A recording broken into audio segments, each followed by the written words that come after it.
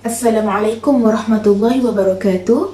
Nama saya Nurin Alia binti Zamri, nombor matrik 065577. Kumpulan kami akan membentangkan sebuah tajuk yang cukup menarik, iaitu pentadbiran pusaka berwasiat dan tidak berwasiat di Malaysia. Berikut adalah merupakan subtopik yang akan kami bahaskan di dalam video ini.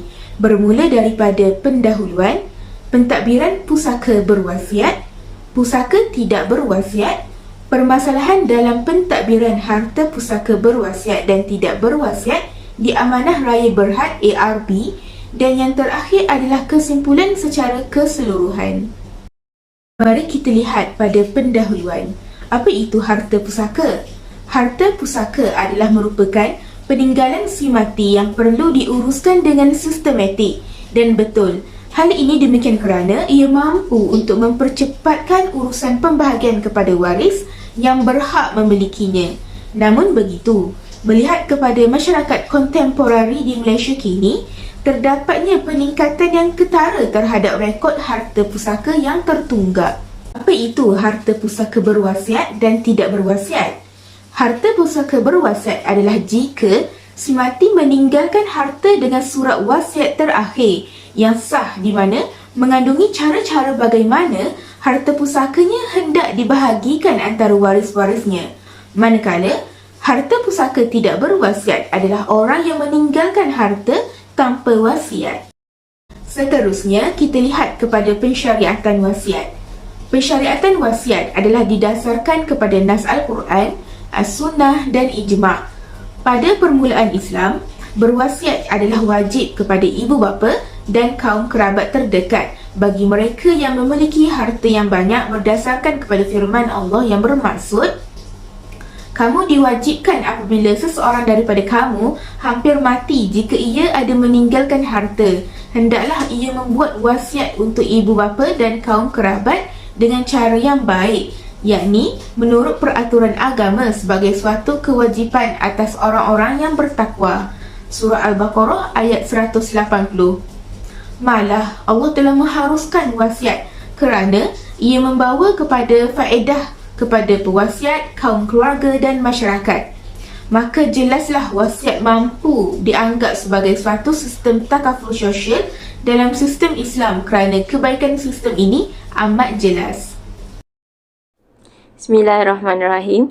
Pentadbiran pusaka merupakan proses mengumpulkan dan menguruskan harta si mati dan mengagihkan pusaka kepada waris yang berhak. Pentadbiran pusaka yang teliti akan memastikan waris yang masih hidup mewarisi harta si mati. Apakah maksud harta pusaka berwasiat? Harta pusaka berwasiat adalah wasiat si mati yang sah, yang mengandungi cara-cara pembahagian harta yang telah diwasiatkan, dan mewasiatkan harta adalah wajib. Pentadbiran harta pusaka sangat penting di Malaysia supaya masyarakat dia bersiap sedia meninggalkan wasiat mereka kepada pewaris dan orang sekeliling mereka, agar harta peninggalan yang si mati dapat diselesaikan dengan mudah. Siapakah yang akan menguruskan pentadbiran pusaka? Terdapat 3 institusi yang akan menguruskan pentadbiran harta pusaka, iaitu Mahkamah Sivil, Amanah Raya dan juga unit pembahagian pusaka. Dan harta pusaka ini telah diwasiatkan sah selama mana mematuhi semua syarat dan peruntukan yang ada di dalam Akta Wasiat 1959, dan pengesahan wasiat tidak dicabar dari mana-mana ahli wasiat. Jadi daripada akta ni dapat kita simpulkan apabila seseorang itu mewasiatkan harta dia, mestilah tidak melanggar Akta Wasiat 1959 dan mendapat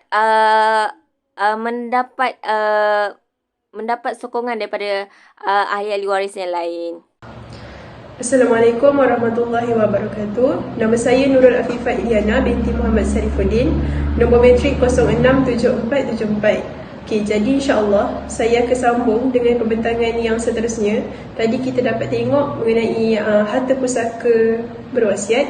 Sekarang saya akan sambung dengan tajuk harta pusaka tidak berwasiat pula. Okey, pentadbiran harta pusaka tidak berwasiat. Harta pusaka tidak berwasiat merupakan harta yang ditinggalkan tanpa wasiat oleh seseorang yang telah pun meninggal dunia. Maka agihan harta pusakanya yang ditinggalkan itu bergantung pada nilai dan bentuk harta peninggalan itu. Harta pusaka ini juga dapat diurus dan dibahagi menurut hukum faraid dan undang-undang yang telah ditetapkan. Pentadbir akan dilantik bagi menguruskan semua aset serta liabiliti si mati. Liabiliti ini adalah hutang. Semua harta yang ditinggalkan oleh si mati, sama ada harta alih atau harta tidak alih, diletakkan di bawah status harta beku. Pengurusan harta tidak wasiat ini juga mengambil masa yang agak lama untuk diselesaikan, sehingga boleh menjangkau 3 ke 5 tahun. Okey, proses yang lama ini menyebabkan kos lagi tinggi diperlukan berbanding harta pusaka berwasiat. Seterusnya adalah pembahagian harta pusaka.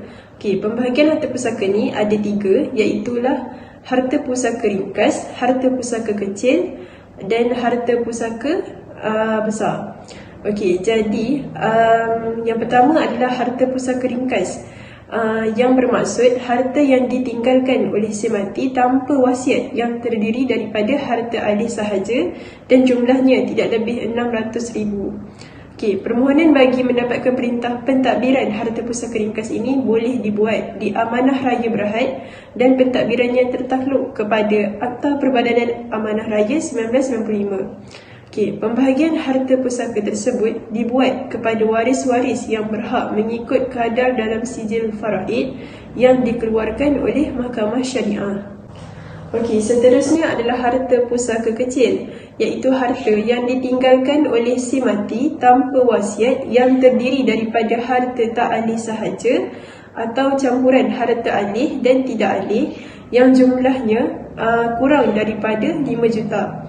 Okey, permohonan bagi mendapatkan perintah mentadbir harta pusaka kecil boleh dibuat di Jabatan Ketua Pengarah dan Galian atau JKPTG dan pentadbirannya tertakluk pada Akta Pusaka Kecil Pembahagian 1955. Rayuan dan semakan terhadap keputusan perintah tersebut boleh dibuat di Mahkamah Tinggi sekiranya ada pihak-pihak yang terlibat tidak berpuas hati. Okey, seterusnya adalah harta pusaka besar, iaitu harta yang ditinggalkan oleh si mati yang jumlahnya 5 juta atau lebih, sama ada terdiri daripada harta tak alih semuanya atau harta alih kesemuanya atau campuran kedua-duanya, ataupun harta pusaka yang jumlahnya kurang daripada 5 juta tetapi si mati meninggalkan wasiat. Permohonan bagi mendapatkan perintah mentadbir harta pusaka perlu dilakukan di Mahkamah Tinggi Sivil dan pentadbirannya tertakluk pada Akta Probate dan pentadbiran 1959. Okey, waris juga perlu melantik pentadbir dan memohon bagi mendapatkan perintah mentadbir harta pusaka besar ni yang dipanggil surat kuasa mentadbir ataupun Letter of Administration ataupun dikenali sebagai LA. Okey, seterusnya saya akan menerangkan mengenai akta yang terlibat, iaitu akta yang telah saya sebutkan tadi. Okey, jadi yang pertama adalah Akta Perbadanan Amanah Raya. Okey, harta pusaka ringkas akan ditadbir oleh Amanah Raya Berhad mengikut Akta Perbadanan Awam Amanah Raya 1995. Okey, amanah raya ini mewakili waris di mahkamah dan mengiringi waris ini untuk ke pejabat pusaka kecil bagi menyelesaikan harta pusaka bagi pihak waris. Okey, Seksyen 17.1 Akta Perbadanan Awam Amanah Raya 1995 menyatakan bahawa amanah raya ini boleh mengeluarkan surat kuasa dalam bentuk akuan dengan perincian aset bagi harta alih yang bernilai tidak lebih daripada RM600,000. Okey, seterusnya adalah Akta Pusaka Kecil Pembahagian 1955. Okey, kuasa menguruskan harta kecil diletakkan di bawah pengurusan Kerajaan Persekutuan bersandarkan dari peruntukan jadual ke-9 senarai ke-2 perkara 4E1. Okey, perkara 4E2 meletakkan perkara yang berkaitan undang-undang diri orang Islam yang berhubung pemberian atau pewarisan harta berwasiat dan tidak berwasiat kepada kerajaan negeri.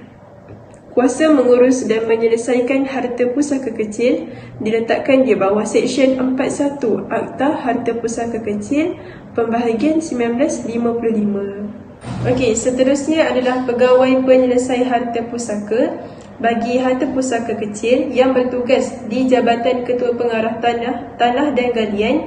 JKPTG akan bertanggungjawab dengan berpandukan Akta Pusaka Kecil Pembahagian 1955.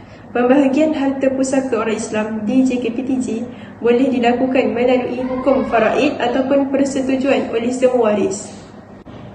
Okey, akta yang ketiga adalah Akta Probate dan Pentadbiran 1959. Okey, akta ini dikuatkuasakan penggunaannya di seluruh semenanjung Malaysia pada 1 hari bulan Februari 1960. Okey, akta ini memperuntukkan cara-cara bagi mendapatkan surat kuasa probate atau surat kuasa takbir, dan bagi mendapatkan kedua-duanya perlulah melalui Mahkamah Tinggi Sivil. Okey, terdapat 3 jenis surat kuasa probate dan surat kuasa takbir. Yang pertama, surat kuasa probate, wasiat. Jika si mati meninggalkan wasiat yang meliputi keseluruhan hartanya, yakni bagi si mati bukan beragama Islam. Okey, yang kedua, surat kuasa mentadbir bagi harta pusaka tanpa wasiat, dan yang ketiga, surat kuasa takbir dengan wasiat berkembang apabila si mati meninggalkan wasiat bagi sebahagian hartanya dan sebahagian lain tanpa wasiat. Okey, jadi itu sahaja daripada saya. Sekian, terima kasih.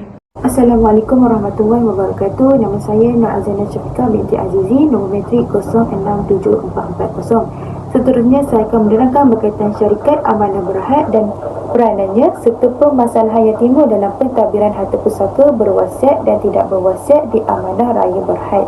Pengurusan pentadbiran harta pusaka di Malaysia ini melibatkan beberapa bahagian jenis harta, iaitu harta pusaka berwasiat, harta pusaka tidak berwasiat serta harta pusaka separuh berwasiat, telah dipertanggungjawabkan oleh 4 institusi yang telah diiktiraf oleh Kerajaan Malaysia.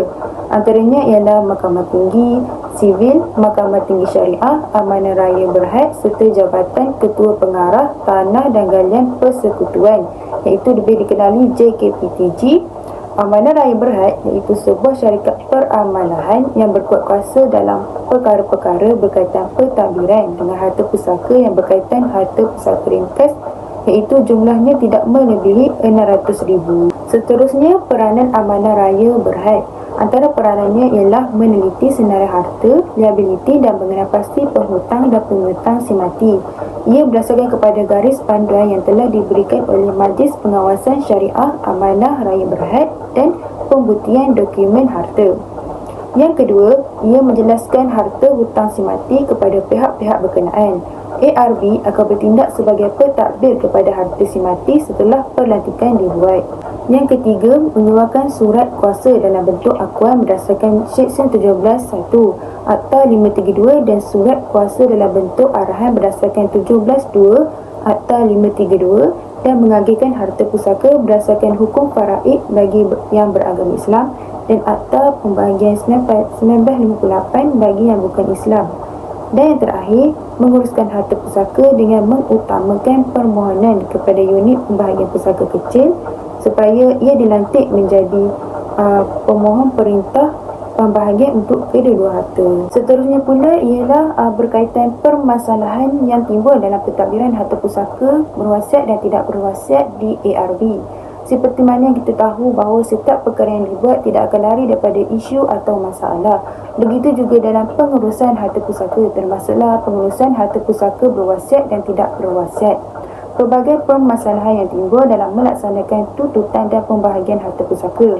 Dan kebiasaannya ia akan melibatkan permasalahan para waris. Antara permasalahan yang timbul ialah kegagalan mengemukakan dokumen lengkap oleh waris. Untuk mengendalikan kes harta pusaka, para waris perlu mengemukakan dan menyerahkan dokumen-dokumen penting yang diperlukan kepada pihak pengurusan agensi harta pusaka yang terlibat. Antara dokumen yang diperlukan ialah sijil kematian, kad pengenalan waris, sijil faraid yang telah dikeluarkan oleh Mahkamah Syariah dan juga dokumen aset semati yang merangkumi seluruh harta kepunyaannya. Ia menjadi satu masalah apabila para waris ini tidak dapat mengemukakan dokumen-dokumen yang diperlukan secara lengkap dan menyebabkan proses menjadi lebih rumit. Hal ini juga kerana sikap mereka sendiri yang tidak indah, acuh tak acuh dan suka bertanggung dalam proses pengurusan ini. Seterusnya, pertingkaian antara waris. Pergaduhan dan pertingkaian antara waris menjadi isu atau masalah yang sering berlaku di mana-mana agensi pengurusan harta pusaka. Dalam pengurusan harta pusaka, ringkas secara berwasiat, contohnya, pada kebiasaannya ia jarang berlaku pertelingkahan atau pertingkaian memandangkan si mati telah meninggalkan beberapa ketetapan dalam menguruskan harta pusaka melalui wasiatnya. Pertikaian antara waris boleh berlaku pada awal atau pertengahan proses pengurusan harta pusaka. Punca permasalahan dalam hal ini adalah seperti waris sudah sekian lama bertelingkah dan tidak mahu memperbaiki hubungan silaturahim sesama mereka. Tak ada persefahaman dalam kalangan waris tentang urusan pembagian harta pusaka serta keengganan beberapa waris untuk menyelesaikannya. Hal ini boleh menyebabkan satu proses pengurusan harta pusaka menjadi lebih sukar dan tidak lancar. Dalam masa yang sama, ia akan mengakibatkan putusnya hubungan kekeluargaan dan rosak binasalah struktur keturunan si mati. Masalah yang ketiga pula ialah ketidakjujuran pemohon dalam menyenaraikan waris. Seperti mana yang kita tahu, senarai nama dan kad pengenalan para waris perlu disediakan oleh pemohon semasa awal proses permohonan harta pusaka. Hal ini dapat membantu pihak yang bertanggungjawab seperti Mahkamah Syariah dan ARB untuk menentukan bahagian pusaka setiap waris. Namun begitu akan timbul masalah jika terdapat waris yang tidak jujur dalam menyenaraikan dan menyediakan dokumen waris-waris yang lain. Sebagai contoh, sekiranya si mati meninggalkan 2 orang isteri dan isteri pertama merupakan pemohon dalam pengesahan bahagian waris di Mahkamah Syariah. Masalah timbul apabila pemohon hanya menyerahkan senarai nama beliau dan anak-anak serta waris yang lain, tetapi mengenepikan nama isteri kedua dan anak-anak isteri kedua. Hal ini boleh menyebabkan satu keadaan itu lebih rumit dan lebih sukar dalam proses harta pusaka. Dan yang keempat pula ialah waris enggan membuat pembayaran perkhidmatan kepada ARB. Dalam ARB terdapat perkhidmatan yang pelbagai. Jadi dalam pengurusan harta pusaka ini, pihak ARB telah mengenakan bayaran atau fee perkhidmatan yang berpatutan kepada pelanggan. Antara bayaran yang dibuat ialah sebanyak RM500 bagi perkhidmatan membuat wasiat asas dan RM1,200 untuk wasiat komprehensif. Bayaran yang dibuat ini termasuk penulisan dan penyimpanan wasiat tanpa mengambil kira jumlah aset di dalam wasiat tersebut. Salah satu isu yang dihadapi oleh ARB ialah adanya waris yang enggan membuat pembayaran kepada perkhidmatan ARB. Perkara ini berlaku kebiasaannya disebabkan oleh ketiadaan wang tunai sama ada dari pihak si mati atau dari pihak si waris, penangguhan bayaran dari pihak waris dan juga kekurangan jumlah duit deposit yang perlu dibayar kepada pihak ARB. Jadi, perkara ini menyebabkan pihak ARB terpaksa menahan dari membuat pembahagian harta pusaka si mati sehinggalah bayaran tersebut dibuat. Dan slide yang seterusnya adalah berkaitan biokrasi yang melibatkan pihak ketiga. ARB merupakan sebuah syarikat itu sendiri. Namun begitu, ia masih juga berurusan dengan pihak-pihak ketiga yang mana ia akan bekerjasama dengan beberapa buah agensi atau badan kerajaan. Antaranya ialah Kumpulan Wang Simpanan Pekerja KWSP, Bank Rakyat, Bank Islam Malaysia, Berhad dan Mahkamah Syariah. Terdapat isu yang melibatkan pihak ketiga ini yang mana ia menyebabkan proses pembahagian harta pusaka tertangguh. Hal ini kerana terdapat beberapa prosedur di bahagian pihak ketiga mengambil masa bagi menguruskan apa-apa dokumen yang menyebabkan ia memberi kesan secara langsung dalam pengurusan ARB. Sebagai contoh, ia melibatkan Mahkamah Syariah di mana Selain mengeluarkan sijil faraid, ia juga mempunyai kuasa untuk memutuskan kes-kes yang berkaitan dengan harta sepencarian. Dalam Mahkamah Syariah telah ditetapkan sebanyak 50% anggaran dari keseluruhan harta sepencarian dan ia tidak termasuk lagi dalam harta faraid.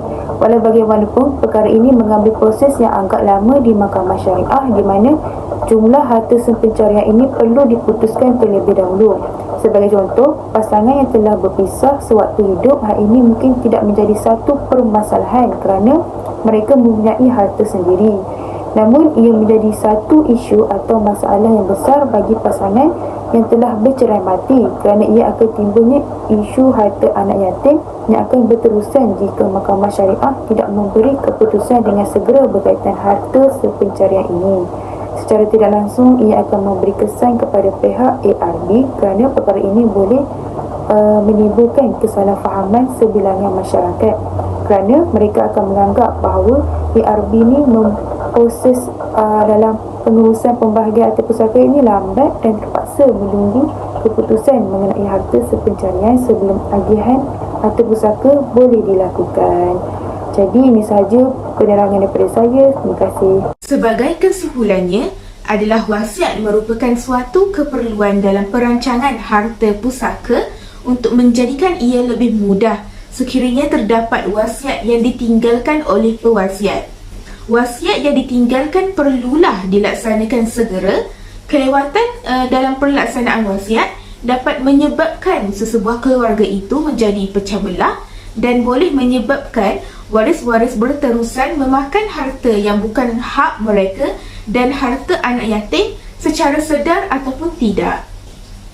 Sekian itu sahaja daripada kumpulan kami. Diharapkan agar video ini mampu untuk memberikan manfaat untuk anda semua. Terima kasih.